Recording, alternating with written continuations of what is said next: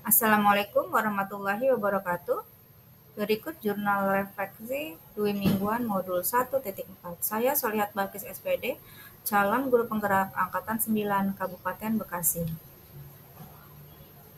Apa itu model 4F? Model 4F merupakan model refleksi yang dikembangkan oleh Dr. Roger Greenaway. Yang pertama, fact, yaitu pengalaman, hal baik apa saja, hambatan atau kesulitan, serta solusi untuk mengatasi hambatan tersebut. Feelings, perasaan yang muncul selama pembelajaran dan apa yang dirasakan saat melakukan aksi nyata. Finding, pelajaran dan hal baru yang didapatkan selama proses pembelajaran. Future, penerapan atau tindakan yang akan dilakukan setelah belajar dari peristiwa. Fact atau peristiwa, di sini pengalaman. Dalam modul 1.4 ini, saya mempelajari budaya positif dengan kegiatan mulai dari diri, eksplorasi konsep, ruang kolaborasi, demonstrasi kontekstual, elaborasi pemahaman, koneksi antar materi, dan aksi nyata.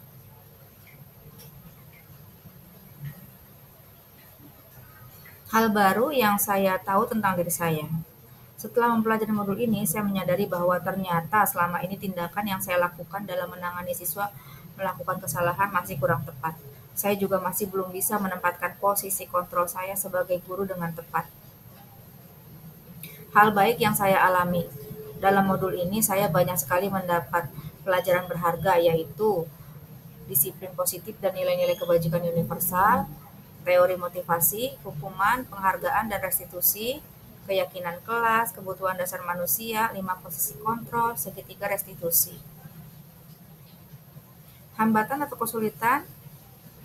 Nah, teori yang saya pelajari dalam modul ini relatif baru, sehingga saya sedikit terhambat dalam menerapkannya dan juga mendapat pro kontra dari warga sekolah. Solusi dalam mengatasi masalah, saya akan berusaha lebih memahami dan menerapkan pemahaman konsep-konsep baru yang saya pelajari, sehingga saya akan lebih paham lagi. Lalu melakukan pendekatan kepada warga sekolah tentang pentingnya budaya positif di sekolah, yang saya mulai dari diri saya sendiri. Feelings, perasaan yang muncul. Selama pembelajaran berlangsung, saya sangat antusias sekali. Saya mendapat banyak pemahaman dan pengalaman baru yang saya rasakan selama penerapan aksi nyata. Selama melaksanakan aksi nyata, saya sangat bersemangat sekali, terutama saat menerapkan keyakinan kelas dan melaksanakan segitiga restitusi. Juga berbagi pemahaman dengan rekan sejawat.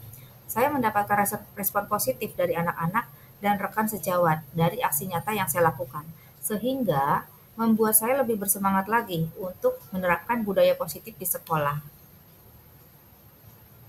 Finding, pembelajaran. Nah, pelajaran yang saya dapatkan selama proses pembelajaran budaya positif ini diantaranya bahwa saya tidak mengontrol orang lain, tidak bisa mengontrol orang lain, dan hanya saya sendiri yang mampu mengontrol diri saya. Berikutnya, hukuman dan penghargaan tidak akan mampu untuk memperbaiki kesalahan murid, sebaliknya akan membuat murid tersakiti. Setiap perilaku murid memiliki tujuan untuk memenuhi kebutuhan dasarnya. Seseorang akan melakukan sesuatu dengan senang hati jika ia meyakininya. Guru harus mampu menempatkan dirinya sebagai manajer dalam pembelajaran. Dan yang terakhir, penerapan restitusi yang baik adalah melalui tahapan segitiga restitusi. Hal baru yang saya dapatkan, konsep restitusi. Ternyata apa yang saya yakini selama ini keliru dan hanya merupakan ilusi. Selama ini saya berpikir bahwa dengan memberikan hukuman dan penghargaan akan memberi efek jerak dan motivasi. Namun itu salah.